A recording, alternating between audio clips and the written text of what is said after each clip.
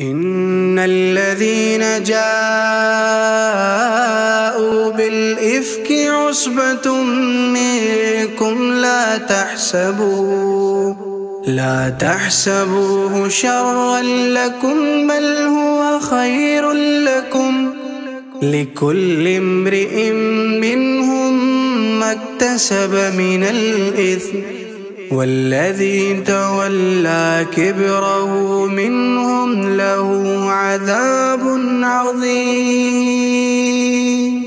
زوجہ مصطفیٰ باحیا عائشہ، اے احادیث کی راویہ عائشہ، تیری تصدیق میں بول اٹھا قرآن، دین اسلام کی تو بڑھاتی ہے شان، تیرے بیٹے ہیں ہم تو ہماری ہے ماں، تجھ پہ قربان 100 بار ہو میری جان۔